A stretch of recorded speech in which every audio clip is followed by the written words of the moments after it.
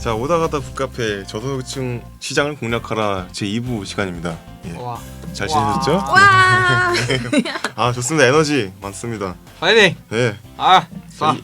이제 저번 시간에 이어서 대기업이 저소득층 시장을 공략해서 성공한 사례들을 살펴볼 겁니다. 예. 기대되시죠? 네. 제가 먼저 갈게요. 네. 예. 그 히비고. 예, 손 위생, 손 씻기 많이 들어보셨죠? 예. 네. 손 위생으로 비누 시장에 혁신을 이룩한 기업이 있어요. HLL이라고 있어요. 이 기업 소개를 해보겠습니다. 그 혹시 그 전 세계에서 몇 명이 설사 질환으로 사망에 이르는지 혹시 220만 명. 아, 내 건데. 멘트 잘 보셨고요. 아니 왜 유니세프 홈페이지에서 5초마다 아니 30초마다 한 명씩 설사로 네. 죽는다고. 예. 여기 책에도 나와 있습니다. 그리고 유니세프 말씀하셨고 이렇게 심각한 설사 질환은 사실 손을 잘 씻으라는 말도 우리가 어렸을 때부터 눈에 들어왔는데 잘 안 되죠. 비누로 손을 씻기만 해도 감염률을 48%나 줄인다고 WHO가 발표까지 했는데 사실 전철역에서 네. 쉬야하고 나올 때 보면 아저씨들 잘 안 씻고 그냥 휙 나가요. 오늘 바쁘셨어 그냥. 그리고 밖에 기다리고는 여자친구 얼굴 만지고 막. 안돼. 아, 뜨끔하네요. 저도 멘토링 할 때 이제 남자 학생 이렇게 1대1 멘토링 하는데 화장실 가고 싶대요. 지금 네. 화장실 앞까지 데려다주고 나올 때 손 씻었니? 누구누구야 손 씻었어? 그러면 다시 들어가지고 이렇게 씻고 나오고. 너무 그 손으로 과자 집어 먹여주고 그런 거지. 그렇죠. 핸드폰 만지고 스마트폰 그렇죠. 그것도 얼굴에 대고 통화하고 그렇죠. 네. 그렇게 설사 질환의 문제는 해결책이 이미 알려져 있는데 그리고 비용도 크지 않은데 현재 설사로 인한 사망 30%가 인도에 있다고 할 정도로 인도의 저소득층은 공공위생 개념이 없었습니다. 게다가 일상생활 자체가 손을 많이 활용하는 민족이잖아요. 손을 밥 먹고. 왼손으로 예. 먹지만 오른손은 돌려 먹어. 그렇죠. 예, 셰프. 그 모습을 보고 인도의 가장 큰 비누 생산업체인 HLL은 민간과 공공의 파트너십이라는 독특한 접근 방식을 만들어냈고 공공보건에 대한 이슈를 사업의 한 부분으로 연결하게 됩니다. PPP. 네, 민간협력. 네, 민간협력이죠. 그 이미 인도 95%에 해당하는 인도 가정에 비누가 보급돼 있는데 약 7억은 7억이 몇 명이지? 단위가 달라요. 우린 천만인데 네. 여기 억 단위. 소리 나. 당황했어요. 아, 천만 취급 안 해요. 아 네. 그러니까 천만 뭐 코딱지네 코딱지. 네, 그 약 7억 인구가 비누를 매일 사용하지 않고 흙이나 재, 진흙과 같은 대체품을 이용하고 있었다고 하는 거죠. 그럼 정부에서 위생 교육을 안 했다는 거네요? 그게 해당 질환이 이제 정부의 공공보건, 뭐 수자원, 환경부서 모두 해당되는데 책임을 전적으로 전담하려는 부서가 없어요. 그리고 또 에이즈, HIV, 에이즈 같은 그런 메이저급 네. 그런 굵직한 질병 해결하는데 온통 정신이 팔려갖고 가장 간단하지만 치명적인 그 세계에서 사람들이 두 번째로 제일 많이 죽는 질병이래요. 설사병이. 네. 이거를 예방을 못 하고 있는 거죠. 그리고 또 인도가 어마어마하게 넓지 않습니까? 넓은 네. 땅덩어리라 25개 주 7개 연방 관할에 걸쳐서 만들어져 있어요. 이 국가가. 그래갖고 뭐 미디어 접근성이나 뭐 특히 북부와 남부는 언어도 다르고 그래갖고 쉽지 않대요. 그렇군요. 네. 자, 이쯤에서 짠하고 멋지게 등장한 게 바로 HLL이라는 기업인데요. 아, 역시 기업이다 보니까 기업적인 마인드 접근을 하죠.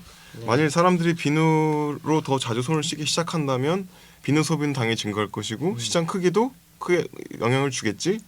HLL은 우수한 R&D 연구 개발, 유통 그리고 마케팅 역량을 구축해서 인도의 도시와 시골 모두에 걸쳐 자사 제품을 효과적으로 전달할 수 있도록 고심합니다. 앙트러프로너의 자세. 네, 네. 그렇죠. 아까 전 시간에 말씀드렸던 그 부분이죠. 네. 그렇게 만든 게 프로핏 센터. 그게 뭐냐면은 분권적 관리에 기초하는 기업의 이익 관리 단위. 예. 그렇게 만든 게 프로핏 센터래요. 모두 비누 세제 부문, 식음료 부문, 개인용품 부문, 전문 화학 제품 부문 이렇게 4개를 두었어요. 또 연구소만으로는 부족했는지 자사 제품을 공급하기 위해서 인도 전역에 걸쳐서 100여 곳에서 제품을 제조해서 제조 및 유통 역량을 강화시킵니다. 이렇게 제조된 상품은 주로 유통 거점을 네트워크를 통해 7,500명에 달하는 유통업자에게 전달되고요. 그 결과 1992년 약 5억 달러에서 2001년 약 25억 달러 이상으로 엄청난 흑자를 기록했어요. 와우, 25억 달러. 5배. 어. 빰. 무려 5배. 5배. 이거 무슨 광고? 그거, 네. 네. 네. 그래서 HLL이 한 연구원에서 사람들이 손을 씻는 계기가 그 감염을 일으키는 병원균을 없애기 위함이 아니라 눈에 보이는 오염물질을 제거하기 위함이라고 생각하는 것을 알아냈다는 게 정말 대단한 성과가 아닐까라는 생각이 듭니다. 네, 그렇습니다. 또 비용 절감 같은 경우에 그 라이프 부이 스와스티아 제뜨나 예. 해석하자면 건강을 밝히는 라이프 부이 비누 이 프로그램을 진행하면서 시골 지역 소비자를 공략했다고 하네요. 네. 네. 네. 그 프로그램 비용을 줄이고 효과를 높이려고 지역 방언에 이창하면서 해당 지역 운송 수단을 활용할 수 있는 그런 도우미도 고용했다고 합니다. 그래갖고 일자리 창출도 된 거네요. 그러네요. 고비용의 시청각 기구를 일체 사용하지 않고 저비용의 이런 뭐 그 방언할 수 있는 분들 그런 분들 고용함으로써 뭐 한 번 방문에 드는 비용이 4,000 루피였는데 800루피로 확 줄일 수 있었다고. 굉장히- 이것도 무려 5배. 5배 절감. 5배 절감이네. 네. 네. 와, 우조하네요. 정말 그 저소득층 시장에서 돈만 버는 것이 아니라 일자리까지 창출하고 그 사회의 전반적인 위생 그런 체계를 개선시킨 앙트러프러너십을 볼 수 있는 사례 같아요. 네. 그러면 이제 다른 케이스로 넘어가서 저는 아랍인드 아이케어의 시력 관리 시스템이 인상 깊었어요. 아까 안경 얘기하더니 참 네. 눈에 맺힌 게 많으시고. 눈이 나빠가지고 눈에 심심해. 사무치는 감정이. 네, 아랍인드는 매년 인도에서만 360만 건의 수술을 하는데요. 대다수의 환자를 무료로 진료하고 있어요. 아. 네, 근데 정말 특이한 점이 모두 정규직 의사로 이루어졌다는 건데 그 이유는 뭐 파트타임이나 뭐 외부 의사들이라든지 이런 비상근으로 돌린다면은 애사심을 기대할 수 없기 때문이라고 합니다. 애사심이 없는 한 자신들이 필요로 하는 기술을 발전시키기 어렵다고 판단을 한 것이죠. 일리가 있네요. 무료가 됩니까 근데? 글쎄요. 재정적으로 지원을 받는가 한 부분은 재정적인 자립과 효율성을 유지하려는 게 병원의 방침이래요. 그렇기 때문에 기부를 통한 기금 조성은 하지 않고 순전히 수술과 입원비 이를 통해서 얻는 수익으로 운영 비용을 충당하면서 병원 증축까지 또 이야. 하고 있다고 하네요. 어우, 대단하네요. 예, 그렇게 비싼 가격도 아니라고 하네요. 예. 네. 그래서 시설이 점점 갖춰지면서 수술 비용을 어떻게 더 절감할 수 있는지 고민하게 되고 IOL, 인공수정체라고 하는데요. 이 인공수정체 수술을 싸게 공급하기 위해서는 91년부터는 자체 렌즈 생산 시설을 가동한다고 합니다. 24년 동안. 네. 2003년에는 1조 2교대 근무로 연간 약 70만 개의 렌즈를 생산했는데요. 미국의 CBM 가 같은 대형 NGO와 영국의 SSI 같은 곳에서도 이곳에 렌즈를 구입해서 전 세계 안과 병원에 공급한다고 합니다. 2002년에는 전 세계 저가 렌즈 생산량의 약 5분의 1을 생산할 정도로 시장을 장악하고 있어요. 아 근데 이거 싼게 비직도 되는 거 아니에요? 막 안구에 막 결막염 걸리고 그런 거 아닙니까? 지난 시간에 의족 말씀하셨죠? 네. 싼 게 비지떡이 아닙니다. 음악이에요 이거. 네, 이게 뭐 싼 게 비지떡이면 제가 말을 하겠어요. 아니죠. 인도 책이 나오진 분들. 않았겠죠? I respect you. 네, ISO 9002 인증도 받았을 정도로 품질이 우수하다고 해요. 그래서 90년대 초반엔 라이온스 클럽하고 협력 체계를 구축하기 시작해서 라이코, LAICO를 설립합니다. 라이코는 안과 종사자들을 위한 아시아 최초의 국제 훈련 기관이에요. 오 아시아 최초. 네, 아시아 최초의 훈련 기관입니다. 그렇군요. 네, 개도국의 안과 병원에 집중해서 이들의 기획력, 능률, 효과를 개선시키기 위해 출범한 것이고 이렇게 이를 통해서 병원 경영과 지역 구제, 사회 마케팅 같은 장기적인 교과 과정을 마련하고 있습니다. 대단합니다. 전략적인 측면도 양성한다는 거죠. 네. 보수 교육을 한다는 거잖아요. 한번 네. 딱 가르쳐 놓고 야, 알아서 해가 아니라 너는 잘 하고 있는가 점검, 네네. 유지 관리 보수가 된다는 재밌네요. 지속 가능성 있는 네. 네. 또 발전 가능성도 무한히 잠재되어 있는 ICICI의 최강점은 NGO하고 MFI (Micro Financial Institute의 그 협력을 구축했다는 거예요. 이제 둘을 맞선을 딱 시켜준 거죠. 서로의 네. 필요에 맞춰서 네. 아 나의 조건은 요걸 원하고 이 사람 나는 조건 이거 원해요 해갖고 딱 해갖고 딱 어마어마하게 또 매칭을 시켜준 건데 MFI 같은 경우에는 신용 경계선을 주면서 3년 동안 그 적자를 메꿔가게 했어요. 원래 자금이 모자라갖고 네.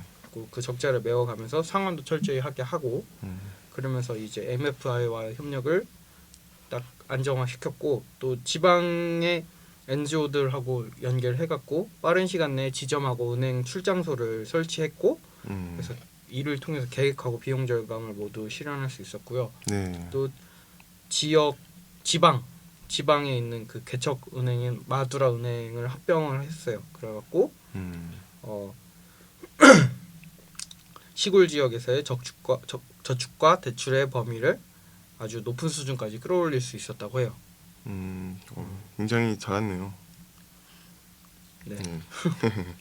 뭐 이처럼 많은 대기업들이 지금까지 보셨던 것처럼 지금 아까 HLL 그다음에 아라빈드 네. 아이센터 아이케어. 아이케어 그다음에 ICICI 은행까지 아이씨 이 대기업들이 저소득층 공략에 도전하고 있고 저마다의 분야에서 또 성공 신화를 읽어내고 있는데요. 앞으로도 이런 변화의 발전이 긍정적으로 꾸준히 이어지려면 어떻게 해야 할까요? 무조건 저소득층 소비자의 수준을 끌어올려줘야죠. 그러니까 네. 뭐 상위 소비층에 집중하는 다국적 기업들하고 대기업들이 이제 저소득층 소비자들이 사용하고 원하는 그런 상품이 자신들이 판매하는 상품의 질을 낮춘다고 생각한다고 아까 그 인도 정부가 그 분리했던 그런 사상 때문에 네. 그렇게 해서 상품을 싸구려처럼 보이게 한다고 합니다. 네. 아, 네. 인도의 합성 세제 가루를 소개한 신흥 기업 니르마 역시 이 생각을 갖고 있었는데 저소득층을 겨냥한 저가 제품이라는 제품 카테고리를 창조해내면서 저소득층 소비자들을 저급에 비누해서 한 단계 업그레이드 시키게 됩니다. 그래서 그 제품은 흐르는 개울이나 수돗물에서 빨래하는 가난한 사람들을 위한 유일무이한 상품이었어요. 회사는 이 브랜드 하나로만 30만 톤의 수요를 창출하게 됩니다. 멋지네요. 어마어마하네요. 그러니까 저소득층을 공략하려는 기업들은 저소득층은 언제나 레벨 떨어지는 제품을 쓰고 자신들의 브랜드 가치를 떨어뜨릴 것이다라는 선입관에서 빨리 벗어나야만 저소득층을 평범한 소비자 연구대상으로 볼 수 있는 게 맞겠죠. 네. 네. 아, 갑자기 생각나는데 네. 그 예전에 무슨 전공 수업 때문에 문화를 막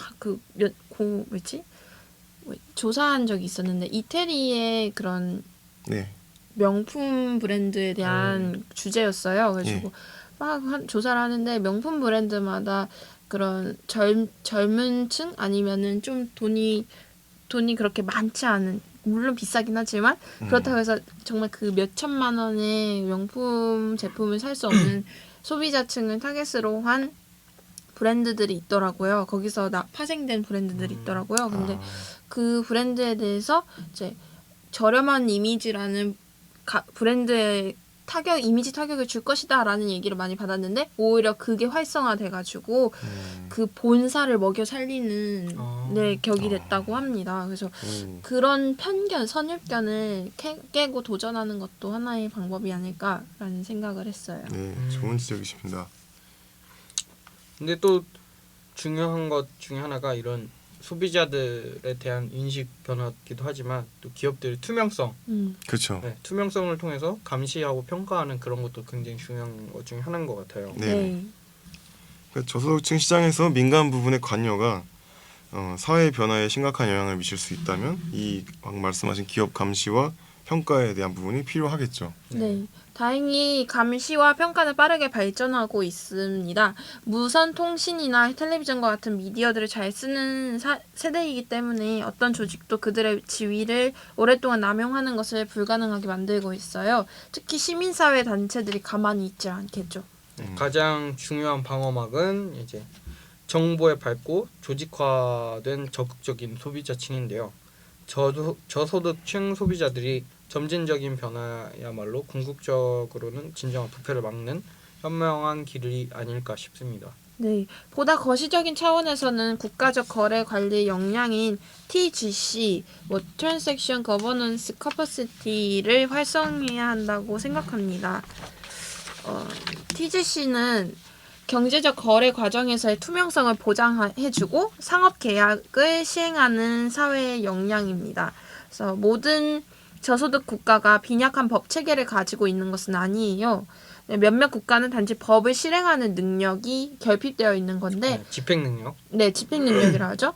예를 들어서 인도는 계약법은 정말 발달되어 있는데 시행 장치는 그렇지가 않다고 합니다. 그 차이가 어디서 나오냐면 미시적 규제가 너무 많고 법률이 너무 자주 바뀌어서 사람들이 따라갈 수 없다는 거죠. 네, 저는 PPP에 대해서 얘기를 해볼까 합니다. Public Private Partnership에서 PPP인 건데, 아까 HLL의 비누 사업 같은 그런 보건에 관한 그런 예를 들었었잖아요. 예.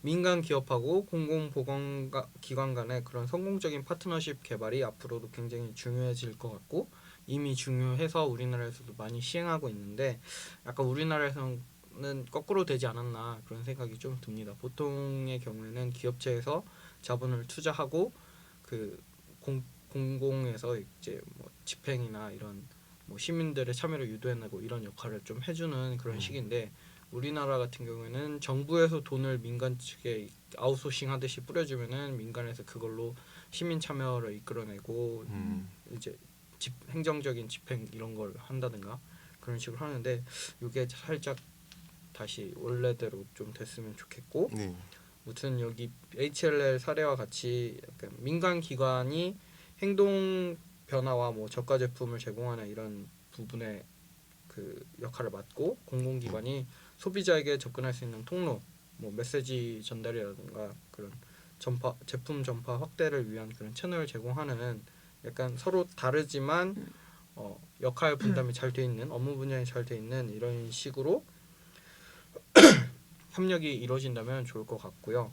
역할이 나눠지는 이유는 뭐 기관의 특성 때문이겠죠. 공적인 분야에서는 그냥 복리 후생이 더 중점일 거고 민간 기업은 아무래도 수익이 나야 하니까요. 그렇죠. 예. 당연히 그 정부와 또 민간 입장이 다를 수밖에 없는데 이렇게 동기부여가 다르면 생기는 문제점들은 뭐 어떤 게 있을까요? 동기부여가 만약에 다르다면 뭐 다를 수밖에 없지만 지나치게 상이한 동기는 이제 내재적인 긴장감을 조성할 수 있겠죠. PPP 내부에. 그래서 정치적인 장애로 인해서 프로그램 진행이 느려질 수도 있고 하지만 PPP 협력 기관과의 마찰은 또 다른 협력의 시작이 될 수도 있고요. 뭐 마을의 학교 같은 좀 더 지역적인 파트너와의 협력으로서 더 빠르게 프로젝트가 진행되기도 하고 HLL이 그 좋은 사례이기도 하고요. 그래서 모든 상황을 기회로 위기를 기회로 삼아서 저소득층 시장을 공략하라는 것이 이 책이 전하는 그런 메시지이지 않을까 싶습니다. 그렇게 생각이 됩니다. 네. 자 여기까지 프라할라드 교수의 관점으로 바라본 저소득층 시장을 공략하라 같이 살펴봤습니다. 드디어 마무리할 때가 되었어요. 근데 이 마무리가 오다 가다 북카페 시즌 1의 전체적인 마무리가 돼서 그러게요. 시원섭섭하네요. 책 내용을 한 번 더 정리해보는 건 어떨까요? 그래요? 좋은 생각이에요. 그럼 간단하게 정리해 볼까요? 오늘은 우리는 이제 HLL, 그다음에 AEC, ICIC, 은행 등 다국적 기업의 진출 성공 사례를 통해서 저소득층 시장에 얼마나 잠재력이 있는지 매력적인지 알아봤는데 그러면 저소득층 시장 진출에 확신을 가질 수 있었는지 얘기해 볼까요? 뭐 어떻게 보면은 굉장히 긍정적이고 성공적인 그런 사례만 실려서 저소득층 시장을 공략하는 거에는 이제 장밋빛 미래만 있다. 뭐 그런 것처럼 좀 보여질 수도 있는데요. 사실 저소득층을 이해하고 또 공략하기 위한 노력이 가장 중요한 것 같습니다. 그래서 책에서는 몇 페이지 안 되지만 이런 지역에서 어렵사리 연구하고 테스트해본 그런 끈기의 산물이라고 생각합니다. 반복적인 노력과 실패와 네, 실제로 죄송합니다. 실제로 2014년 9월 뉴욕 타임즈에 따르면 다국적 기업들이 저소득층을 상대로 적극적인 구애에 나섰지만 시장 진출에 성공하기까지는 여전히 난관이 많다라고 합니다. 저도 그때 전문가 양성 과정에서 들었을 때 이 말씀을 하시더라고요. 아직 CSV가 막 특정한 사례, 성공 사례가 많지 않기 때문에 개척해야 하는 상황이고 CSV를 하면은 무조건 성공한다는 보장을 할 수가 없는 상황이라고 합니다. 아직 1세대가 지금 나오는 시기이기 때문이라고 하는데요. 한 예로 미국의 그 GE사는 최근 인도에서 저가형 인큐베이터 개발에 나섰다가 큰 코를 다쳤는데요. 단순히 가격을 낮추기 위해서 고가 제품에 달린 큰 고무바퀴를 크기가 작은 금속형으로 바꿨는데 그렇게 해서 탄생한 새 제품이 바닥이 고르지 않은 현지 병원 실정에 맞지 않았던 것이죠. 네. 되게 비판 많이 받았잖아요. 네. 아무튼 글로벌 기업들이 사회공헌 활동에 과거에 비해서 적극적이라고는 하지만 이렇게 종종 물론 시행착오를 겪을 수밖에 없지만 좀 거기에서 신중치 못한 대처로 오히려 브랜드 이미지에 타격을 받기도 하는 그런 반대급부도 생기기도 하는 것 같습니다. 뭐 이게 좀 나 잘났으니까 내가 알아서 할 테니까 넌 가만히 있어.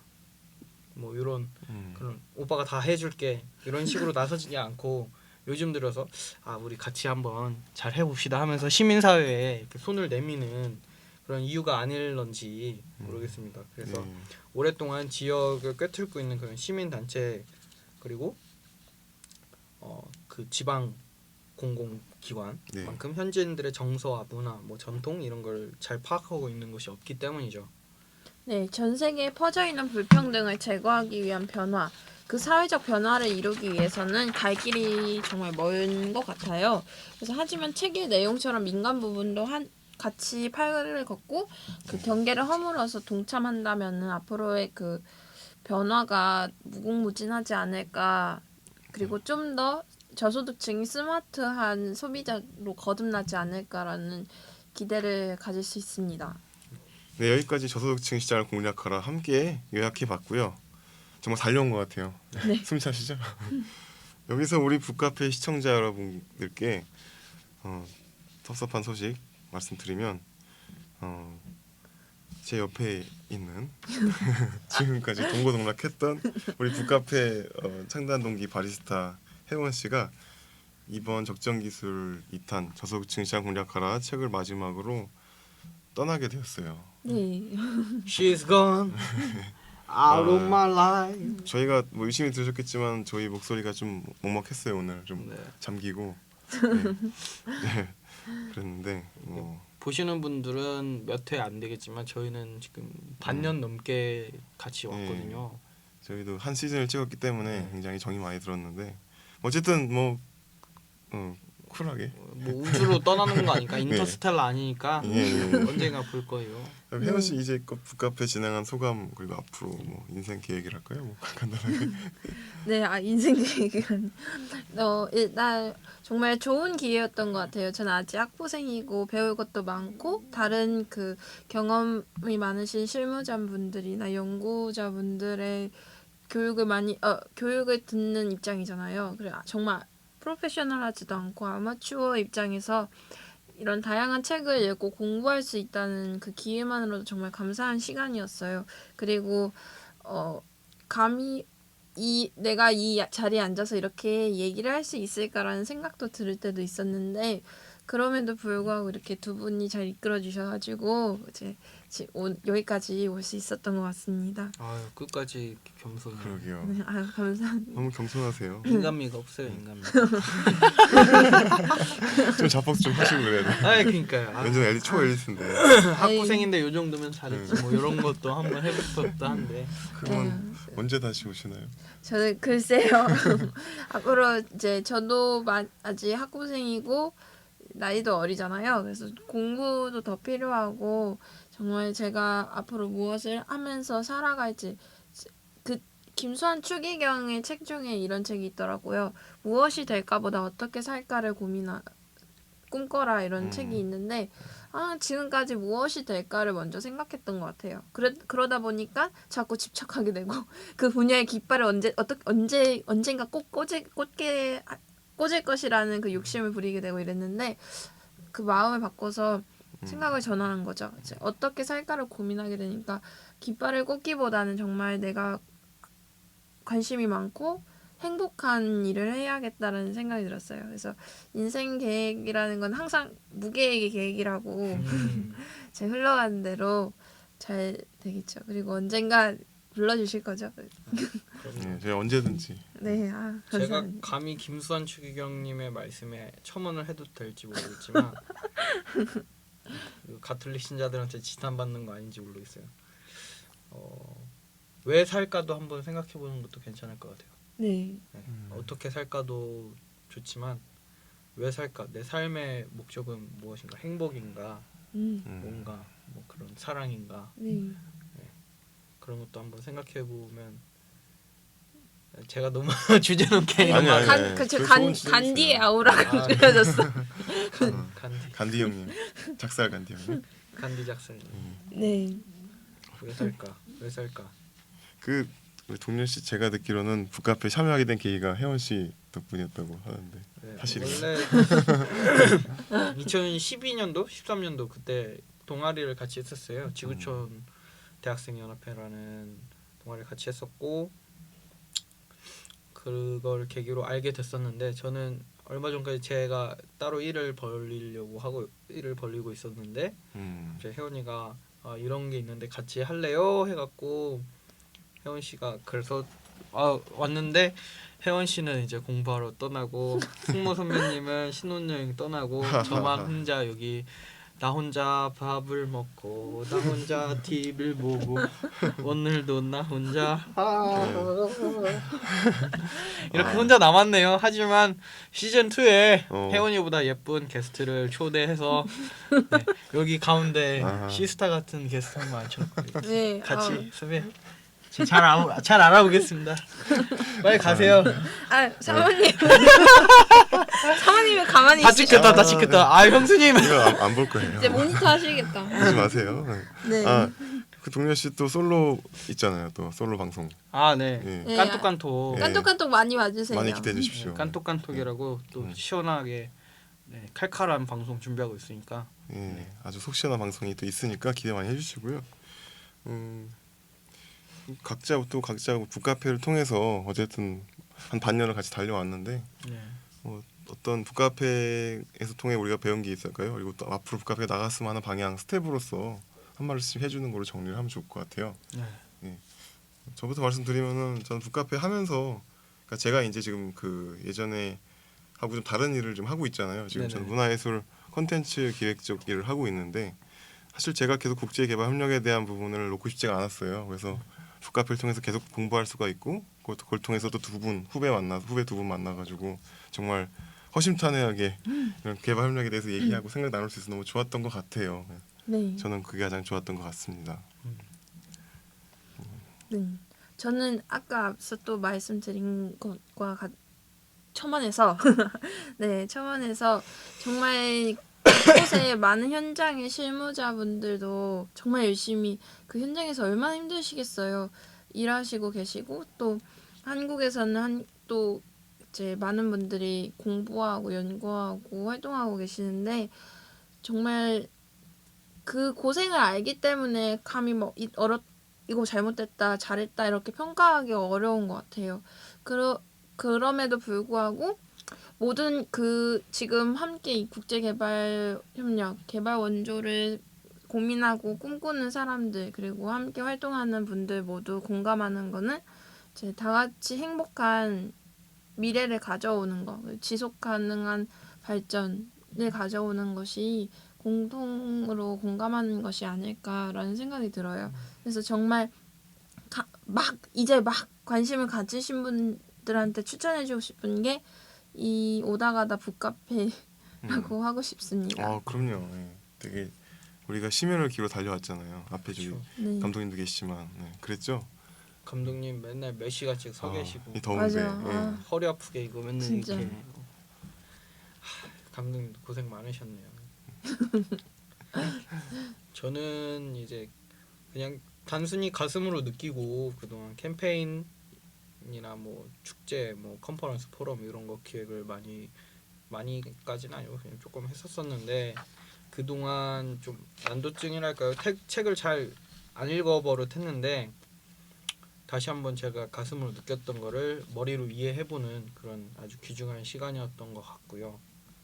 그리고 동생이고 후배지만 되게 혜원 씨한테 엄청 많이 배웠던 것 같고 또 승모 선배님과도 같이 합을 맞추면서 또 많이 느꼈던 것 같습니다. 그래서 저도 정말 개발 협력 분야에 관심을 처음 갖게 되고 뭔가 소셜 섹터에 발을 들여볼까 말까 이렇게 좀 물 온도를 재고 계신 그런 분이 계시다면 우리 오다가다 북카페를 한번 추천드리고 싶고 책을 읽읍시다.